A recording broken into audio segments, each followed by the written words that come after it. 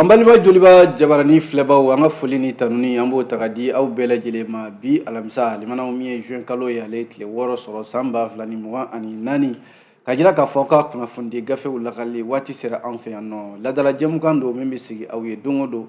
ka daminɛ dɔgɔkun daminɛ na fo ka se dɔgɔkun laban ma n'o ye ntɛnɛn ka taa bila juma la limanaw kunnafoni sɛbɛn minnu bɛ fasiri dɔgɔkun kɔnɔna la ka jamana kunnafoni fara ɲɔgɔn kan anw ta ye ka ye nin kɛnɛ in kan ka se k'o lakale aw ye an ka todunkan na n'o ye bamanankan ye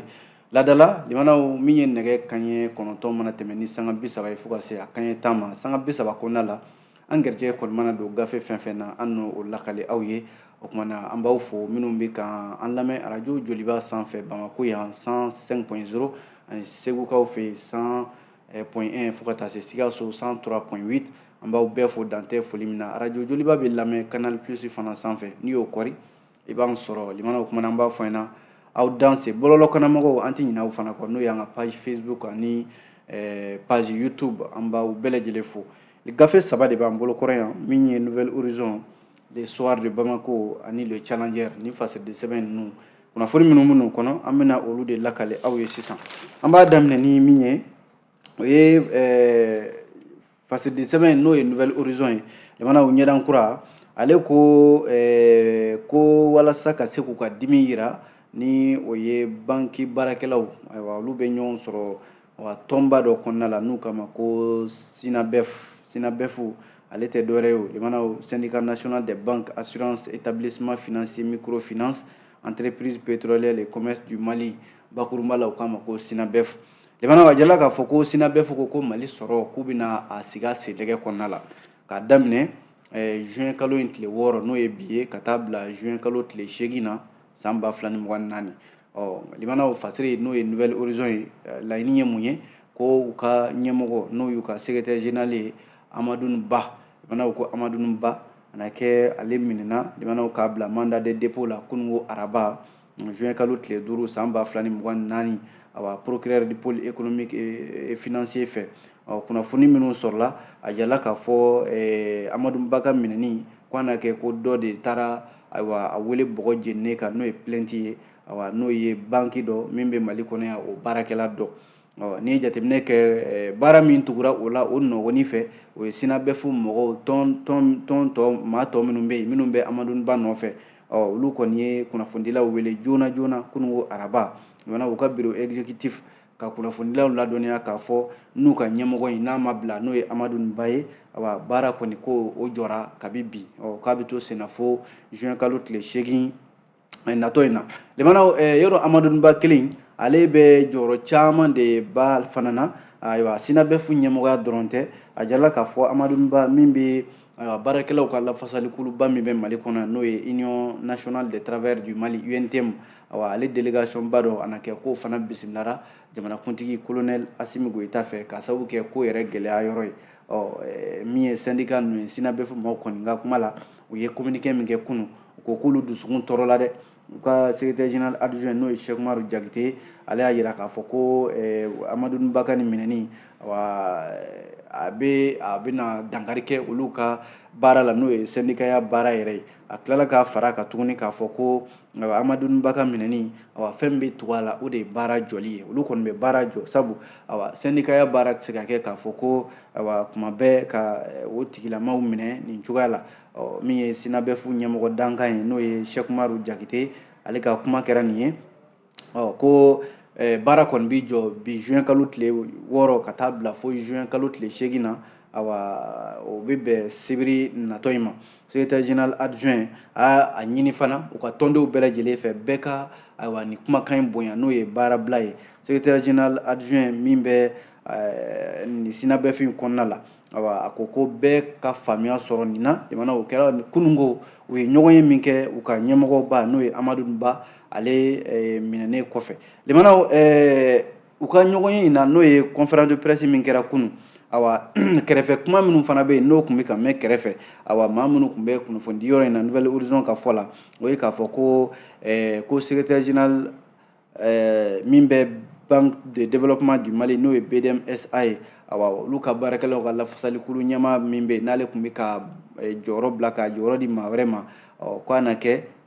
ale de ye plainte in kɛ Amadou Ba kan limanaw k'a fɔ ko a ye sɛbɛnw ɲagami ɲɔgɔn na n'o ye faux usage de faux limanaw ana kɛ Amadu Ba a minɛ n'o sababu la dɔw fana ka kuma la ko Amadu Ba ko ana kɛ ko sariya yɛrɛ de fana tun b'a nɔfɛ sabu ana ko a ye dɔgɔyalima ta ka ɲɛsin olu ma don tɛmɛnen ninnu na yɔrɔ o bɛ ko min na ni Amadu Ba minɛna nin cogoya la a man ka bali maa na ko in kɔni o ŋunuŋunukanw tun bɛ sen na u ka kunnafoni kɛnɛ in kan kununko n'i ye jateminɛ kɛ limanaw Sinabefu kɔni y'a jira k'a fɔ ko min Amadu Ba bilalen mandat de dépôt la tajuru sara min b'olu fana bolo o ye ka baara de jɔ limanaw ko in ma ban sabu ko UNTM fana y'i sen don kɛlɛ la sabu UNTM fana yɔrɔ Amadu Ba bɛ UNTM kɔnɔ ale yɛrɛ de ye UNTM dankan filanan yɛrɛ ye ni Yakuba Katile bɔra yen Amadu Ba de bɛ da Yakuba Katile ka UNTM kɔnɔna la baarakɛlaw ka lafasali kuluba min fana bɛ Mali kɔnɔ yan ni fanga b'a la kosɛbɛ ale de ye baarakɛlaw ka lafasali kuluba ye fanga bɛ min na ko kunnafoni laban minnu sɔrɔla ko wulada yan fan fɛ ale fana y'a ɲini ka sigi kɛ k'a fɛla fɔ ko in na hali n'a sɔrɔla o kunnafoniw ma bɔ fɔlɔ nka ko min kɔni bɛ se ka faamuya a ko la UNTM ɲɛmɔgɔw k'olu bisiminara jamanakuntigi fɛ u ka ɲɔgɔn ye tɛmɛnen kɔfɛ de travail la kununko wulada yan fan fɛ limanaw kunnafoni laban minnu sɔrɔla a yɛrɛla k'a fɔ ko jamana ɲɛmɔgɔw kɔni bɛ ka fɛɛrɛ sugu bɛɛ kɛ walasa baarabila min bɛ sen na fɛɛrɛ ka se ka sɔrɔ a la maaw kana tɔɔrɔ baarabila in kɔnɔna la o de ye kunnafoni laban yɛrɛ ye Nouvelle Horizon de ye nin kuma fɔ ale Nouvelle Horizon kelen y'a jira k'a fɔ ko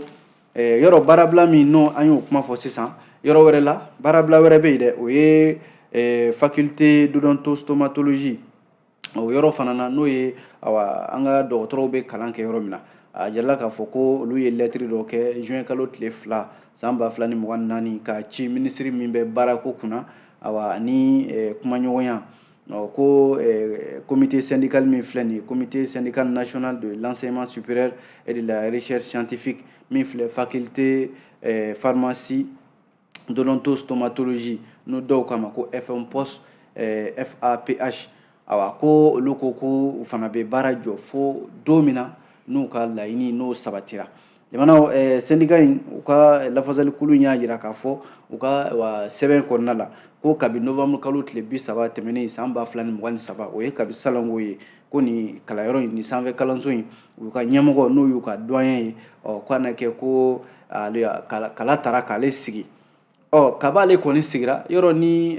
ɲɛmɔgɔ sigira bolonɔ bɛ bila sɛbɛn dɔ la k'a fɔ sɔn kɛra ma karisa e sigira ɲɛmɔgɔya la o bolonɔ bila sɛbɛn in dɛ n'o ye signature ye k'o de ma se ka kɛ hali sisan min ye lakɔli karamɔgɔ ninnu ye u y'a jira k'a fɔ ko baara min ma kɛ k'a bɛna fɔ olu kɔni ton bɛ u yɛrɛ ma ten min ye maa min bɛ yen n'o bɛ fanga latɛmɛ fanga la n'o ye transition ye o de bɛ faculté in kunna bi u n'u tɛ se ka to o kɔnɔna la min ye faculté d'odontostomatologie ye o y'a jira k'a fɔ ko in kɔni a sera yɔrɔ dɔ la sa fo doyen min sigira n'o ye kalanso in ɲɛmɔgɔba ye ko sɛbɛn min kɛra bolonɔ ka bila a la joona joona o b'a jira k'a fɔ jamana ɲɛmɔgɔw de makɔnɔnin bɛ nin ko la u k'u tɛgɛnɔ bila nin sɛbɛn in na walasa u ka doyen ale ka se ka lakodɔn baara ka se ka daminɛ yanni o de ka kɛ faculté mɔgɔw n'o ye faculté d'odontostomatologie ye k'u ye baara jɔ fɔlɔ fo nin fana ka kɛ limanaw jɔnni de b'o kɔlɔlɔ ta kalandenw ani kalanden somɔgɔw n'an bɔra yen limanaw ko Mali finitigi ma 20 ɲɔgɔnna minnu bɛɛ lajɛlen jalatigibaw ye nka dɔwɛrɛ farala u ka jalaw kan n'i y'a lajɛ limanaw ko conseil des ministres min kɛra kununko araba juin kalo tile 5 san 2024 la a jirala k'a fɔ ko Mali finitigi maa 20 n'a bɛɛ lajɛlen ye colonels ye k'u ka dɔ farala u ka jalaw kan k'u kɛ général de brigade ye n'i ye jateminɛ kɛ limanaw n'i y'a lajɛ maa hakili bɛ jigin min na ni maa kofɔlen minnu bɛ yen ni dɔ farala u ka jala kan o b'a jira k'a fɔ ko colonel 5 minnu bɛ yen ni dɔw yɛrɛ bɛ se k'a fɔ ko colonel 6 dɔ bi olu tɔgɔ tɛ nin jala kura ninnu na n'i y'a lajɛ décret min n'o ye décret numéro 2024-03-32 PTRM min taara juin kalo tile 5 san 2024 jamanakuntigi colonel Asimi Goyita fɛ décret in maaw bɔra a kalama k'a jira k'a fɔ ko jalatigi ɲɛmɔgɔ caman n'o ye officiers ye o maa 20 ɲɔgɔnna dɔ farala u ka jala kan u bɛɛ lajɛlen kɛra général de brigade ye limanaw n'i y'a lajɛ ban fɔlɔ min ni o tɔgɔ fɔlen bɛ o ye colonel major Fagimba Ibrahim Kansai, ale kɛra général de brigade ye, colonel major kun don. Jamana min ye direction du génie militaire awa o bɔra yen nɔ, min ye colonel major Gejuma Dambele, ale fana dɔ farala ka jala kan, ale kun bɛ direction centrale du service de santé des armées, awa a fana dɔnnen bɛ kosɛbɛ. Colonel major Nema Sagara, ale fana armée de l'air a bɛ baara kɛ yen nɔ, ale fana ka jala dɔ farala kan, a fana kɛra général de brigade ye. O mana bɔ yen, n'i ye décret in kalan halisa, colonel major Mohamed Amaga Dolo, armée de l'air, awa colonel major Toumani Kone, armée de terre, colonel major Issa Ousmane Koulibaly, armée de terre, awa ninnu bɛɛ lajɛlen kɛra général de brigade ye. O bɔlen kɔ ye, limanaw Mopti ale marabolo ɲɛma n'o ye colonel major Abbas Dambele, ale fana armée de l'air a bɛ yen nɔ, a fana kɛra général de brigade ye. Colonel major Ali Anaji garde nationale la, a fana dɔ fana farala ka jala kan. Limanaw décret kelen halisa a kɔnɔ kuma la ko maa minnu bɛ yen ni dɔ farala u ka jala kan, colonel major Amara Doumbia, armée de terre, colonel major Nuhum Ouattara, garde nationale du Mali, colonel major Nana Sangare, direction des transmissions, des télécommunications et de l'information des armées, awa dɔ fana farala ka jala kan ka kɛ général de brigade ye. Colonel major Mamadou Masawule Samake, a fana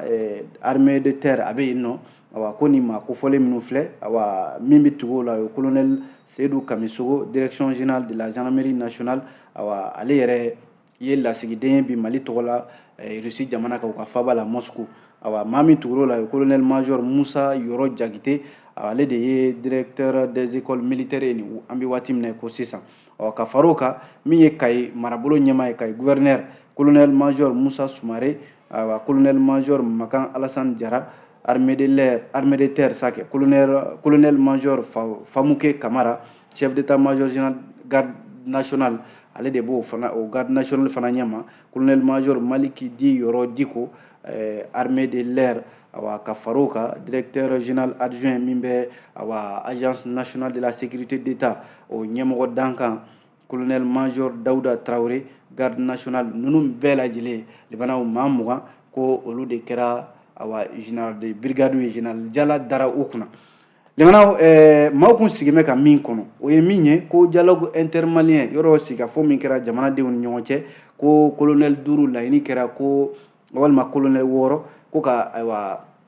olu ka jalaw ka dɔ fana fara kan k'a kɛ généraliw ye. N'i y'a lajɛ colonel Assimi Goïta, ale min ni ale bɛ jamanakuntigiya la bi, min ye colonel Sadio Kamara ye, ale min bɛ ministeriya la bi, min bɛ kɛlɛcɛw kunna, awa ka taa se agence nationale de sécurité d'état o ɲɛmɔgɔba colonel Modibo Kone, ministre min bɛ fɔka bɛɛ ni bɛn kunna, colonel major Ismaila Wage, ani awa conseil national de transition CNT ɲɛmɔgɔ colonel Maliki Diaw, ni maa damadɔ fana limanaw n'o ye colonel 5 ye. Laɲini kun kɛra k'a fɔ ko dɔ ka fara ninnu ka jala kan, dialogue national inclusif min, dialogue intermalien min kɛra. Limanaw nka ko jamanakuntigi bɔra maaw ni sanjɛ dɛ, ninnu kelen tɔgɔ ma ye awa maa minnu bɛ yen ni dɔ farala u ka jala kan. N'i y'a lajɛ limanaw ko a ma kɛ i n'a fɔ Amadu Aya Sanogo ta, an b'o san 10 na bi, ale min n'ale jamanakuntigiya kasa mɛn ko a ka dɔ farala ka jala kan o yɔrɔ bɛɛ lajɛlen la. Fɛn filanan min ni maa bɛ se k'o faamuya nin na o ye k'a fɔ ko maa 2 bɛ yen nɔ ayiwa minnu ka jala, ayiwa colonel major ayiwa ni limanaw ka jala min bɛ yen n'o ye général Jala ye, ayiwa u ka da u kunna, ayiwa jala k'a fɔ ko dɔwɛrɛ tɛ limanaw u ye baara min kɛ armée kɔnɔna la dɛ, maa 2 b'a la, awa olu tɔgɔ fɔlen bɛ hali n'a sɔrɔla fasiri m'u ta u tɔgɔ ma, minnu tɔgɔ fɔra fɔlɔ o tɛna kɛ général de brigade Nema Sagara walima colonel Abbas Dambele, a na kɛ olu maa 2 ye, sabu olu maa 2 de tɔgɔ fɔlen bɛ fɔlɔ la yan. Limanaw ko ninnu jɔyɔrɔ bonyana Mali armée kɔnɔ kosɛbɛ, awa u ye min kɛ dɛ o de dira u ma. Limanaw nin de ye kunnafoni ye bi, an ye min bɔ Nouvelle Horizon kɔnɔ, aw bonya b'a la.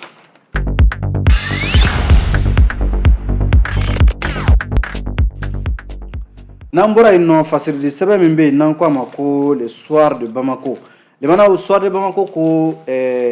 farafinna tilebiyanfan jamanaw bɛ ɲɔgɔn sɔrɔ tɔn min kɔnɔ n'o ye CEDEAO ye, communauté économique des états de l'Afrique de l'Ouest.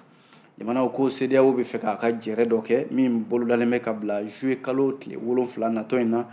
Abuja, Nigeria, ale faaba la. Fasiri y'a jira k'a fɔ ko nin jɛrɛ min n'a bɛna kɛ nin ye CEDEAO yɔrɔ bi ni jɔrɔna b'a la jɔrɔna fila don. O ye mun ye? Banmanca wale kɛlɛli ani jamana saba min farala ɲɔgɔn kan n'olu bɛ Alliance des États du Sahel AES kɔnɔna la ka olu lasegin ka na CEDEAO jɛkulu kɔnɔna la. N'i y'a lajɛ jɛrɛ in min bolodalen bɛ ka bila juillet kalo tile 7 san 2024 natɔ in na CEDEAO jamana ɲɛmɔgɔw bɛɛ lajɛlen kan ka ɲɔgɔn sɔrɔ Nigeria faaba la ka se ka taa kuma gɛlɛya min b'u kan min kɛmɛ k'u kɔnɔ gan bi n'o ye banmanca wale ani AES jamana minnu n'o ye Mali ni Burkina ni Niger ye minnu y'u sama ka bɔ CEDEAO la. Jamanaw n'i y'a lajɛ baara in a kɔni bɛ sɔn ka gɛlɛya dɛ, sabu ɲɔgɔn ye min bɛna kɛ CEDEAO fɛ ko siga kɔni t'a la fiyewu. CEDEAO dɛsɛlen kan de bɛna sigi a ka nin jɛrɛ in min bɛna kɛ Abuja, sabu CEDEAO a bɛ n'a fɔ a yɛrɛ dan jirala la sabu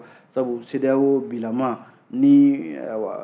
fɛɛrɛ jɔnjɔ t'a bolo, sabu CEDEAO jamanadenw yɛrɛ bilama o kɛlen bɛ ka CEDEAO kɛ bolokɔfɛfɛn ye, sabu caman y'a jira k'a fɔ ko gɛlɛya fɛn fɛn bɛ CEDEAO jamanaw kɔnɔna la ko CEDEAO dɛsɛra ka gɛlɛya ninnu furakɛ fo de nana wolo bi na Mali, Burkina ni Niger olu y'u sama ka bɔ CEDEAO la. Waati min na o kun kan ka ni jamana saba in dɛmɛ k'a fɔ an b'aw dɛmɛ, gɛlɛya bɛ aw kan, banmanca wale bɛ aw kan, gɛlɛya wɛrɛ bɛ aw kan, ko waati de CEDEAO ma fɛɛrɛ foyi sɔrɔ fo ka tila k'a fɔ ka gɛlɛya bi ka gɛrɛntɛn bi o jamanaw kan. Jamana ninnu fana y'a jira k'a fɔ CEDEAO dɔrɔmɛ 1 nɔnɔ olu dɔrɔmɛ 1 basi, olu bɛɛ lajɛlen fana y'u sen bɔ CEDEAO ko la k'u ka jɛkulu sigi u yɛrɛ ye k'u fanga fara ɲɔgɔn kan. O de wolola Alliance des États du Sahel la. Jamanaw o Alliance des États du Sahel bi CEDEAO fana de bɛ bolila o nɔfɛ ko f'u ka segin ka na CEDEAO jamana jɛkulu kɔnɔna la, tɔn in kɔnɔna la. Jamanaw o ko fana de dɛsɛ bɛ ka kɛ bi. O kɛmɛ sababu ye CEDEAO jamanadenw ko CEDEAO fanga t'a la bilen, a tɛ se ka gɛlɛya min bɛ CEDEAO yɛrɛ jamanaw kɔnɔna la a tɛ se ka gɛlɛya in ɲɛnabɔ. Jamanaw a kɛmɛ i b'a fɔ ko CEDEAO ko yɛrɛ ni a dabilatɔ yɛrɛ tɛ, sabu ko u ka jɛrɛ min bɛna kɛ juillet kalo tile 7 natɔ in na CEDEAO u bɛna t'u sigi kan fila min kan n'o ye banmanca wale ka fɛɛrɛ ɲini na ani ka AES jamanaw k'olu wele ka na CEDEAO kɔnɔ. Yɔrɔ o kun ye nin laɲini a mɛnna nka a ma se ka ɲɛ de sɔrɔ. U ka nin sigi min bɛna kɛ ɲɛ bɛ sɔrɔ a la wa ɲɛ tɛ sɔrɔ a la wa CEDEAO n k'a fɔ AES jamana ɲɛmɔgɔw kɔni y'a jira k'a fɔ olu segin tɛ CEDEAO la bilen, sabu tasuma bilenma maa min fan n'i ye banfula bilenma ye i jaabi tigɛ. CEDEAO ye min kɛ ni jamana ninnu na k'olu segintɔ don CEDEAO kɔnɔ bilen, fasiri ka kuma la o de bɛ sɔn ka gɛlɛya. N'olu dun ma segin ko CEDEAO yɛrɛ kɔnɔna la bi jamanaw bɛ yen nɔ minnu yɛrɛ bɛ fɛ u ɲɛbɔlen bɛ AES fɛ bi k'u bɛ fɛ hali ka na gɛrɛ AES la k'a fɔ u m'a f'u da la dɛ nka a b'u kɔnɔ wa kɛwale yɛrɛ b'u ka baaraw la u b'u fɛ ka na k'a fɔ ayiwa an bɛ don AES la walima an fɛla ye AES ko fɛla ye. O de ye kuma yɛrɛ ye. Lebanaw ale fasidi sɛbɛn kelen ka kuma na min ye le soir de Bamako ye a ko Mali kunnafonidilaw ka koɲɛ bɛɛ bɛ ɲɛnabɔ cakɛda min fɛ n'o ye haute autorité de la communication ye, a ye bataki dɔ kɛ ka lasɔmini kɛ k'a fɔ ko maa dɔ bɛ yen min ka baara bɛnnen bɛ a bɛ ka haki de haute autorité de la communication tɔgɔ tiɲɛ bi arajow ni télévision yɔrɔ. Haute autorité de la communication ye bataki kɛ joona k'a yɛrɛ jabajɛya ko in na ko maa kofɔlen a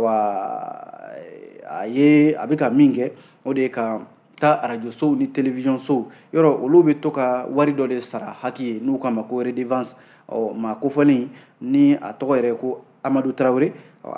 bɛ min kɛ sa a bɛ taa arajow fɛ yen a bɛ taa télévision sow fɛ yen k'a fɔ ko numéro yɛrɛ b'a bolo koyi a b'a fɔ o arajo sow n'o télévision ye ko u ka redevance ci o Orange Money numéro la. O ye numéro ye 75 05 57 67 a sɛbɛnnen bɛ fasiri kɔnɔ tan. Numéro filanan b'a la 73 55 49 00. O numéro ninnu jamanaw ko arajo sotigiw ni télévision sotigiw olu ka redevance wari ci o kɔnɔna la, sabu ko haki de y'ale ci. Haki bɔra ko in kalama, haki ɲɛmɔgɔba n'o ye Gawusu Kulubali ye ale ye bataki in kɛ ka ɲɛsin radio sotigiw ni télévision so ma k'a f'u ɲɛna k'u kana wari di ni cɛ ma ni maa o maa taara awa k'a fɔ ko a ye wari d'a ma awa min tɛ baara kɛ hakili la maaw kana sɔn ko cɛn kofɔlen in awa a tɛ baara kɛ hakili la bi a tɛ baara kɛ hakili la sini wa ko wari kelen min bɛ se ka di hakili ma o bɛ se ka bila sira kelen min kan o ye BMS de ye BMS min ni awa haute autorité de la communication ale ka compte bɛ yen yɔrɔ kelen dɔrɔn de la redevance fɛn fɛn bɛ sara a bɛ sara yen nɔ de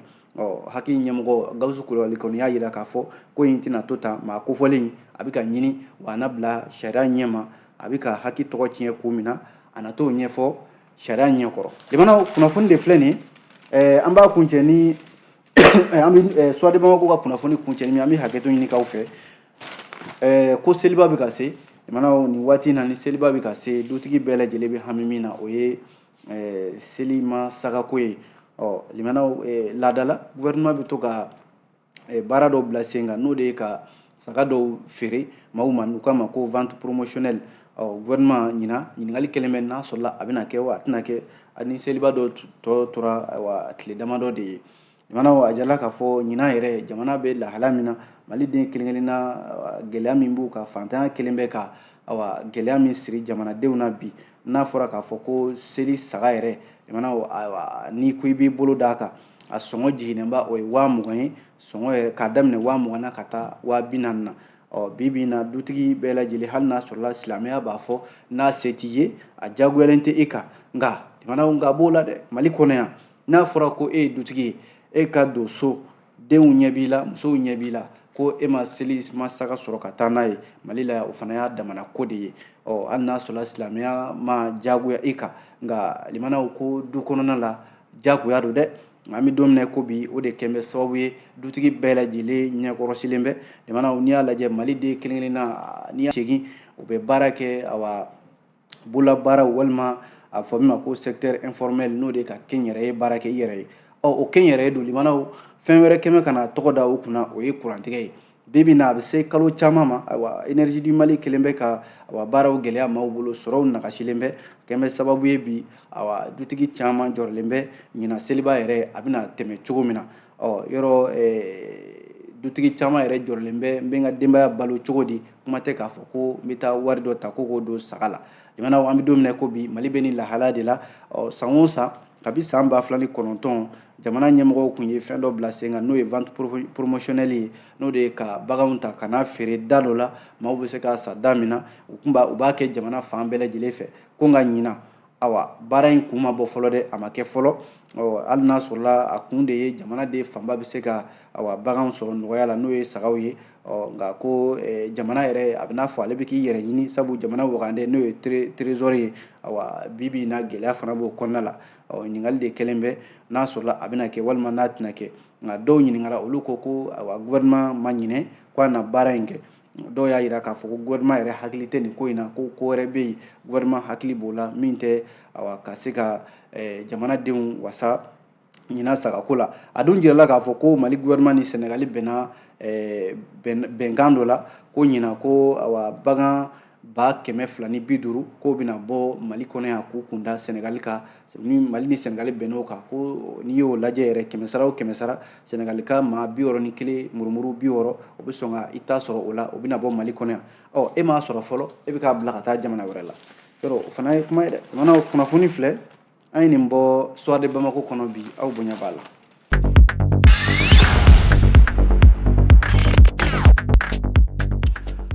n'an bɔra yen nɔ fasiridi sɛbɛn min bɛ yen n'an ko a ma ko le challenger a kumana jamanaw fasiri in ka kuma la ko Mali Mali jamana tare ko Mali bɛ jamanaw fɛ jamana minnu bɛ yen kɔɔri sɛnɛ an y'o ŋana ye jamana 10 bɛ yen Mali bɛ olu cɛla minnu bɛ yen ni tɛgɛdenkɔni ɲɛsinna o ma k'a fɔ olu de ye kɔɔri sɛnɛ jamanaw ye n'i y'a lajɛ lamɛrikɛnw ka cakɛda dɔ de bɛ yen u k'a ma ko Foreign Agricultural Service du département de l'agriculture des États-Unis ale de ye nin kibaruya in bɔ ka bi dɔgɔkun tɛmɛnen in na laadala a bɛ to k'a kɛ k'a jira k'a fɔ ko kɔɔri sɛnɛ jamanaw minnu bɛ yen n'u ka kɔɔri sɛnɛ fanga ka bon kosɛbɛ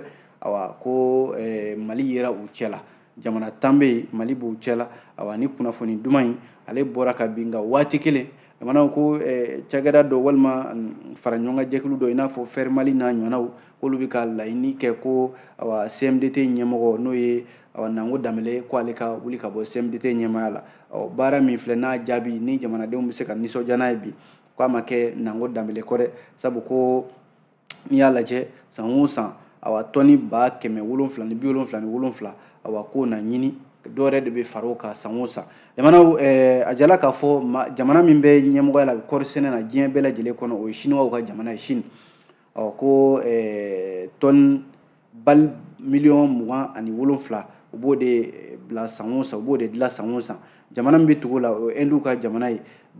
miliyɔn 25 u b'o de dilan san o san Brésil jamana bɛ tugu o la ale bɛ jɔyɔrɔ 3nan na jamana min ye l'Américain jamana ye États-Unis ale bɛ tugu o la Pakistan ale bɛ tugu o la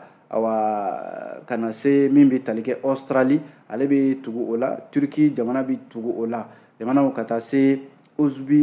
Uzbekistan ale bɛ tugu o la jamanaw min Argentine ale bɛ tugu o la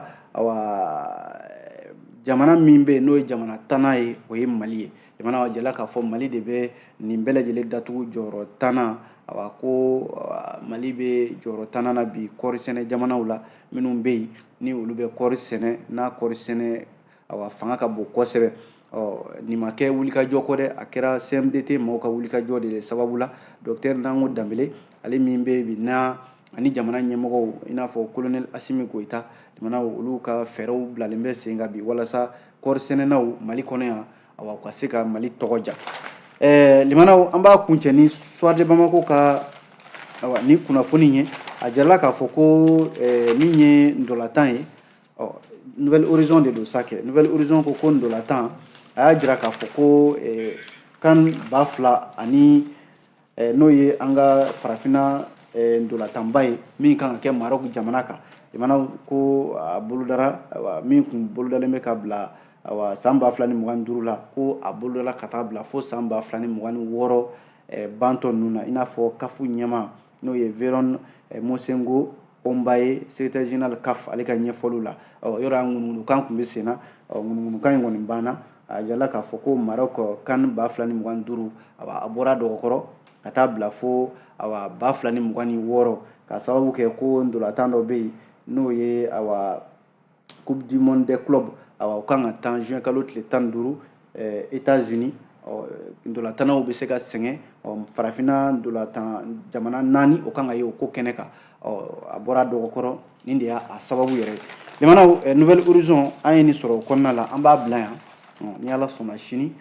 an bɛ ɲɔgɔn sɔrɔ yan gafe kuraw bɛ bɔ an b'olu lakali aw ye ladira kɔnɔ yanni o cɛ an b'a fɔ a k'an bɛn diɲɛ waati wɛrɛ